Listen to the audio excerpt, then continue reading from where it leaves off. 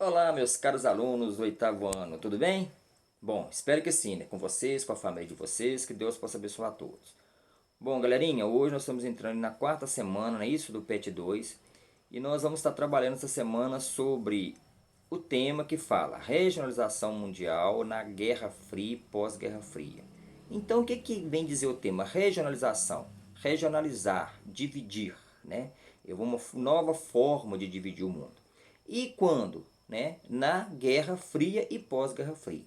Então, o que foi a Guerra Fria? Por que esse nome Guerra Fria? Após a Segunda Guerra Mundial, de 1939 a 1945, não é isso? Estados Unidos da América e a União das Repúblicas Socialistas Soviéticas, que não existe mais hoje, não existe a Rússia, esses dois países, essas duas superpotências, elas saíram campeãs da Segunda Guerra Mundial.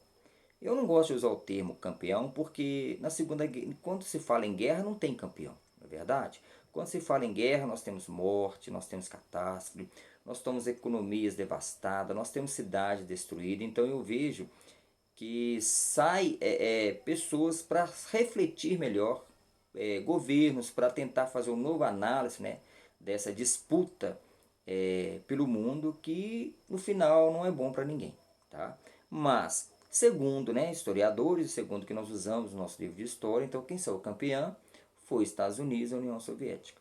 E com isso, né, o planeta, a Terra, teve uma nova regionalização. Né? Então o mundo dividiu-se em dois polos antagônicos, dividiu em duas formas de governo. Então eu tinha de um lado os Estados Unidos, que era capitalista, não é isso? E eu tinha do outro lado a União Soviética, que era socialista. Então com isso existiu o que? Duas superpotências, e com essas duas superpotências existiu o que? Duas formas de governar o mundo. E neste período que surgiu, né, o termo de terceiro mundo. Por que terceiro mundo? Porque eu tinha os blocos dos países capitalistas, que eram os países que tinham identificação com os Estados Unidos. Eu tinha um bloco de países socialistas, que tinha identificação com a União da República Socialista Soviética. E eu tinha um bloco de países que era capitalista, mas não eram industrializados, ou tinha muitas poucas indústrias em seu território, né? E eram considerados pobres. Então, era mais ou menos assim que ficou redistribuído, né, o mundo e a divisão do mundo, o pós-Guerra Fria. Né? País socialista, segundo mundo, país capitalista, primeiro mundo, e países pobres, capitalista, terceiro mundo. Tá? Então, no espaço mundial, após a Segunda Guerra Mundial, ficaram, né, distribuídos dessa forma que eu falei com vocês. Então é uma divisão que hoje não se usa mais na geografia. Então quando eu falo de país de primeiro mundo, país de segundo mundo e país de terceiro mundo, eu estou referindo a uma divisão geográfica lá na era pós-guerra, né? Período Guerra Fria. E é uma divisão que eu tenho que falar para vocês socioeconômica, não é isso? É uma divisão que geopolítica, não é uma divisão física, como nós traçamos a linha do Equador, né, o meridiano de Greenwich, dividimos a Terra em norte, sul, leste, oeste. Então é uma divisão socioeconômica e uma divisão geopolítica. Quando a Guerra Fria, né, se termina lá em 1900, né, e 90, foi o final da Guerra Fria, em 1989, né, com a queda do Muro de Berlim, com a abertura, né, talvez, da União Soviética para alguns polos capitalistas, alguns países deixaram essa república, então a Guerra Fria ela termina em 1990. O mundo se tem o que? Uma nova reconfiguração, uma nova regionalização.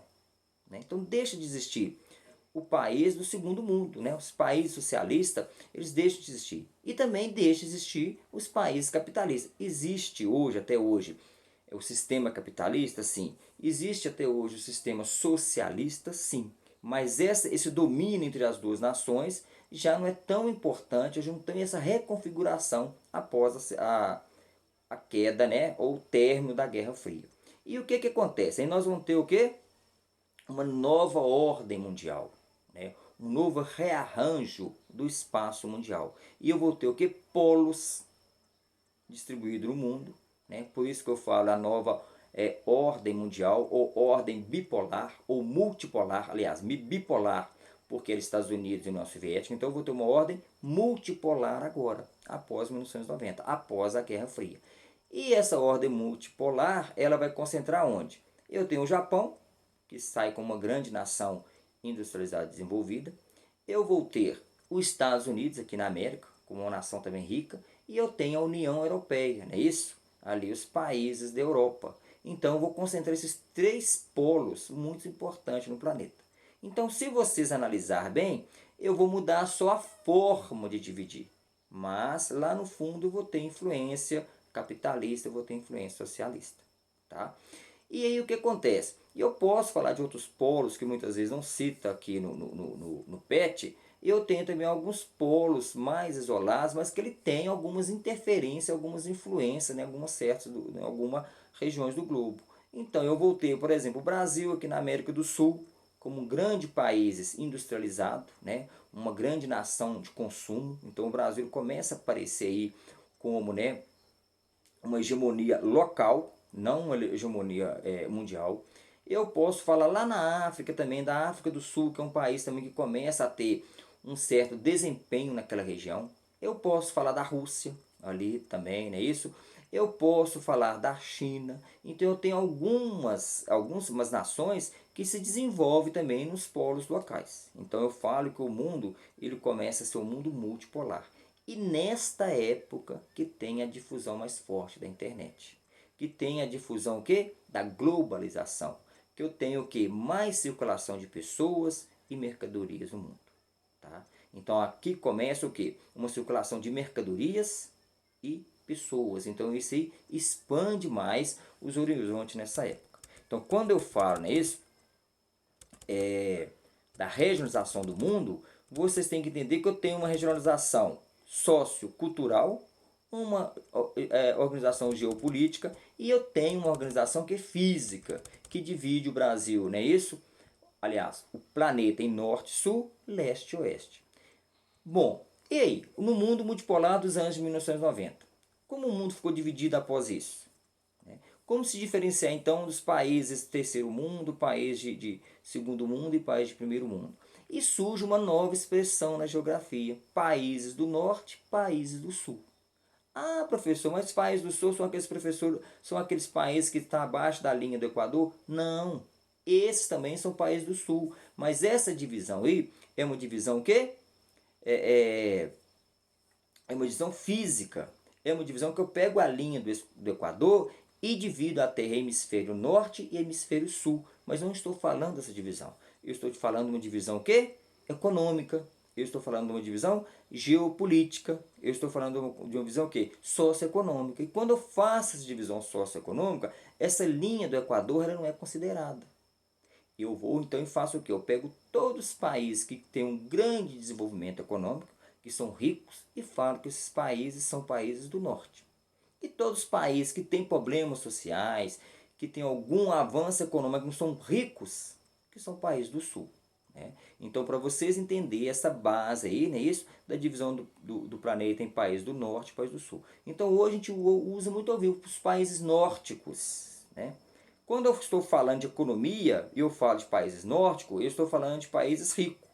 Quando eu estou falando de divisão geográfica, é isso, física, eu falo países nórdicos, são países que estão acima da linha do Equador. Tá? Então, por exemplo, nessa nova divisão geopolítica do mundo e geoeconômica, quando eu falo os países nórdicos, eu pego, por exemplo, a Austrália, a Nova Zelândia, não é isso? Que está lá na Oceania, que está totalmente no sul do continente, na divisão física. Eles fazem parte dos países do norte, porque eles são países ricos. Tá? Então eles entram nisso, nessa nova divisão geopolítica do mundo. Então hoje não se usa o termo, né, de país de primeiro, segundo e terceiro mundo, como era lá no período de Guerra Fria. E não se usa o termo mais hoje de países pobre. Né? Então eu uso o termo hoje países ricos ou países desenvolvidos e países em desenvolvimento. Professor, mas onde que o Brasil entra aí? Bom, pela essa divisão a gente está nos países do sul. Nós não somos considerados um país desenvolvido. Mas hoje a economia brasileira é muito forte no planeta. E nós hoje, né, surge um grupo de países que não está citando e também que são chamados de países emergentes. E o que é isso, um país emergente? É um país que não é nem pobre e nem rico.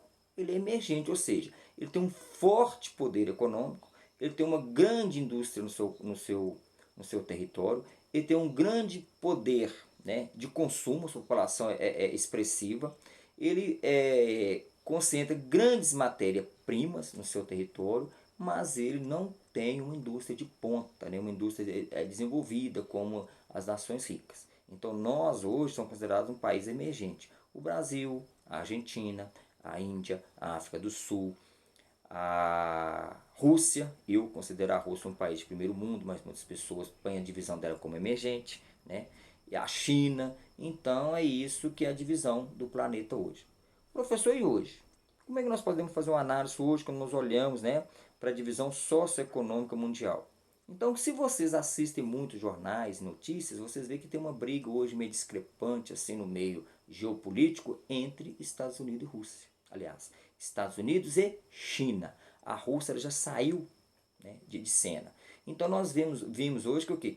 A disputa pela hegemonia do planeta ou pelo domínio de certas áreas está entre Estados Unidos e China. Então a China hoje vem com poder econômico avassalador, é a nação que mais se produz, é a nação que mais cresce seu PIB, é a nação que mais investe em tecnologia de ponta, e eu tenho em seguida, né, os Estados Unidos aí com grande poder ibérico e com grande desenvolvimento econômico. Tá? Mas hoje eu vou falar para vocês por que a China acontece esse boom, né, esse crescimento, essa bomba econômica de uma hora para outra.